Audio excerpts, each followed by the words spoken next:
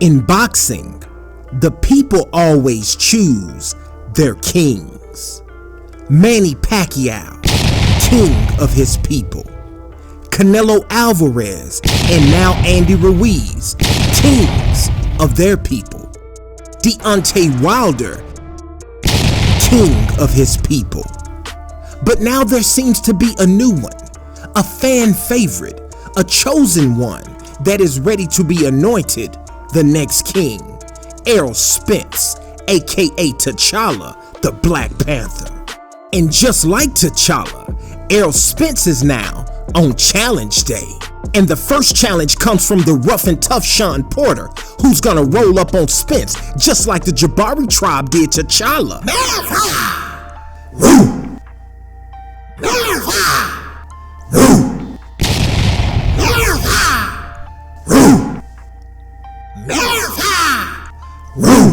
Yeah, believe me, Shawn Porter will come strong.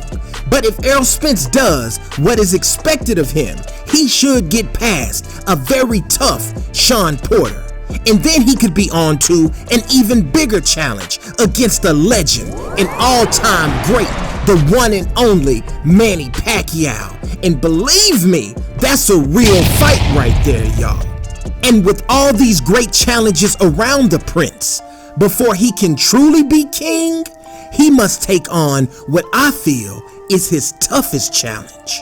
A challenger from the shadows. One who is just as gifted, just as talented, just as special.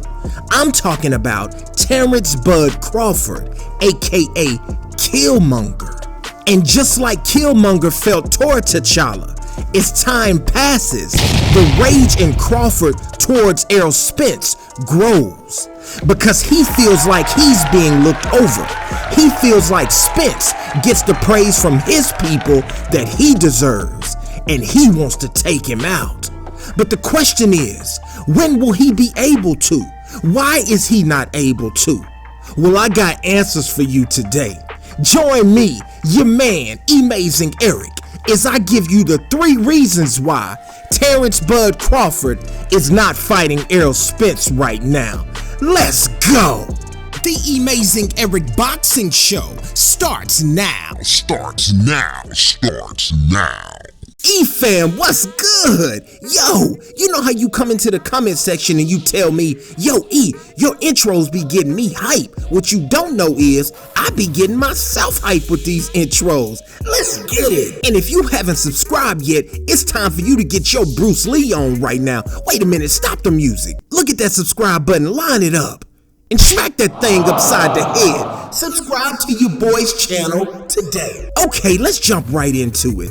Reason number 1, this is one that you've all heard before, but I have a little bit of a different take on it, a different spin on it, if you will. Something to make you think, but we have to start here. Reason number 1, boxing politics. So as we unpack number 1, I'm gonna need everyone under the sound of my voice to do me a favor. Do your boy a favor. I'm gonna speak on both sides of this. So right now, for me, please take all of your I hate Al Heyman, I hate PBC, it's the cancer of boxing, take all of those feelings and just set them to the side. Just for a few minutes. I'm not asking you to get rid of them. Just for right now, put that on the side. And on the other side of that, take all of your, oh, Bob Arum's a crook, he's trying to get Terence Crawford, he never wanted to see Crawford make it. I get it. Okay, just take all of that and put it on the side for right now. You can pick it right back up in 5 minutes, but right now, let's just look at this with an open mind. Let's just look at Terence Crawford for a moment. Terence Bud Crawford, to me, in my humble opinion, is a man, a brother of mine, a good man who made a poor business decision. He made a bad choice. Terence Bud Crawford had just become the undisputed champion at 140 pounds. He looks at his career and says, now it's time to go to 147 and take over there. And if you look at Terence Crawford's frame, he's already in his 30s. Terence Bud Crawford will max out no higher than 154. And I personally think 154 is a stretch for him. But even if he does end up at 154. The rest of Terence Crawford's career will be spent at 147 and 154. Let me say that again because some of y'all didn't hear it. The remainder of Terence Crawford's career, he will be fighting at 147 and maybe 154. But he decides to go and sign an extension with Top Rank when everybody and they mama, that's some good old country talk for you guys. They used to say that back in the country. When everybody and they mama that's worth anything as far as big fights, money-wise, everybody that he would need to be fighting is signed with the PBC. Think about it. At welterweight, you have Errol Spence, Manny Pacquiao, Danny Garcia, and Shawn Porter. At Terence Crawford's age, he could fight those 4 fights, get a few rematches in there, get paid really well, and end his career right there. And if he does decide to jump up to 154, all the big money fights, the guys that he really needs to be fighting there are signed to PBC too. And again, this has nothing to do with your personal feelings right now. This is not about if you are anti-Heyman and pro-Arum, or if you're anti-Arum and pro-Heyman. No, this was just a bad business decision. I personally hate the business of boxing. I hate it. I wish they would all fight each other. I think Terence Bud Crawford deserves all of these fights right now. But just because I hate the business of boxing does not mean that it's not there. It is there. It is a huge part of boxing today. And if you are a fighter inside the game, you have to work around it and work with it. So to me, this simply boils down to a very poor business decision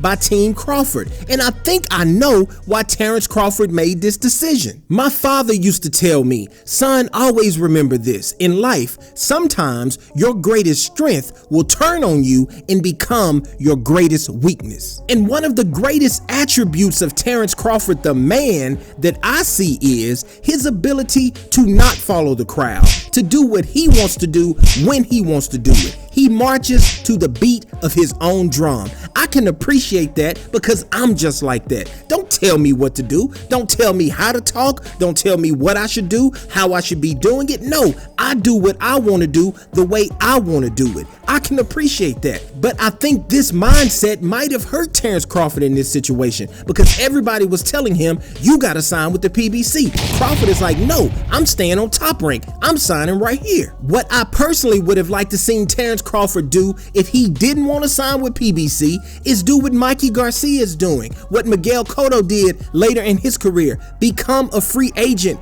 Go on a fight-by-fight basis. You can work with Top Rank for this fight. You can work with PBC for this fight. You can work with DAZN for this fight. You can work with Golden Boy for this fight. You are a free agent. I would have liked to see Crawford do that as opposed to signing an extension and locking himself in with Top Rank. And this is not even about PBC and Al Heyman being better than Bob Arum or Top Rank or vice versa. It's not about that at all. We are strictly talking about this fighter and who he needs to fight at this stage of his career.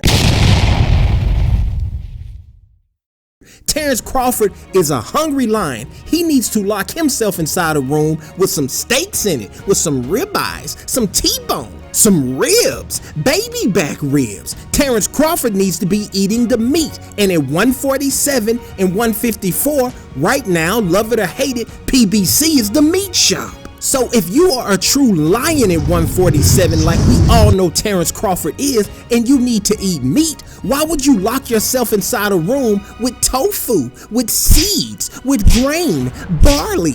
Hey, you're not an antelope that eats that stuff. You're a lion. You should be locked in there with the meat. What are you doing? And y'all ain't gotta say amen. I already know I'm preaching. Okay, we just arrived at today's final level. That means it's time for the final flash. Vegeta, go ahead and drop it on them so we can get started. Reasons number 2 and 3 are kinda 2 in 1. They go together. So let me just drop it on you like this. And the final reason Terence Crawford is not getting the Errol Spence Jr. fight right now is he a lot of smoke. Yes, he is. Terence Crawford presents the most smoke possible for Errol Spence Jr. Or maybe I should say it like this. In my opinion, I think Errol Spence views Terence Crawford as the most smoke possible for him. And that is not at all to say that Errol Spence is afraid or scared of Terence Crawford, because he's not. That's not how this works. Errol Spence Jr. is not afraid of Terence Crawford. Terence Crawford is not afraid of Errol Spence. These are warriors, gladiators. Ain't nobody scared.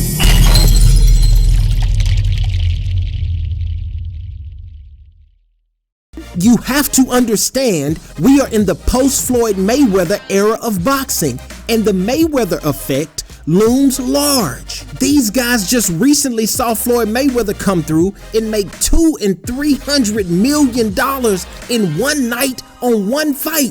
Think about that. Really, think about it. $200 and $300 million for one fight on one night, 2 different times in his career. Of course, these guys are going to want to follow that same blueprint in some way or another. And I ain't mad at him for that. I'd want to make that cash too. And the way the Mayweather effect plays into Spence versus Crawford is, Errol Spence Jr., in some ways, I'm not saying he's gonna make us wait 5 years for it, but he is treating Terence Crawford like Mayweather treated Pacquiao. How did Mayweather treat Pacquiao? Since his retirement, he has told us, Manny Pacquiao was the toughest fighter I ever faced, and I knew he was going to be a lot of problems. What does that mean in today's terms? Manny Pacquiao was a lot of smoke. And so the Mayweather effect is, take that guy who you view is the biggest risk. I'm not saying you're scared of him, but he's the biggest risk. You take him and you move him to the end of the line, and you fight the other 3 or 4 guys before him.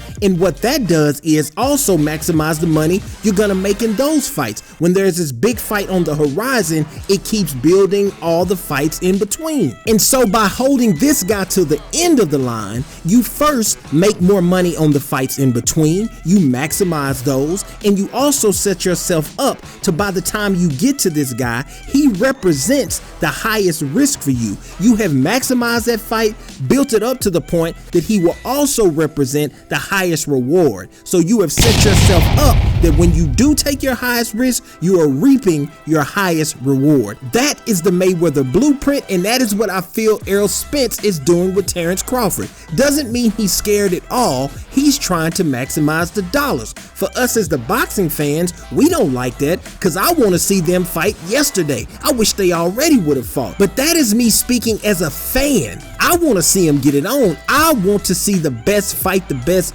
right now. Now, if I was Errol Spence or I was on his team, maybe I would see it more from his point of view. I don't think Errol Spence Jr. is even 1% scared of Terence Crawford. No fear, but I do think he looks at Terence Crawford as his toughest challenge. So it seems he's going to try to do it like this. He's going to try to get that belt from Porter, and then after that, he's going to try to get that belt from Pacquiao, and if he can do both of those, he's going to try to do a huge mega fight for undisputed against Terence Bud Crawford. Hop in the comment section and tell me what you think the reasons are that we as fans are not getting the fight right now that we want to see, Errol Spence Jr. versus Terence Bud Crawford. Until the next one, it's your man, Emazing Eric, y'all. Peace.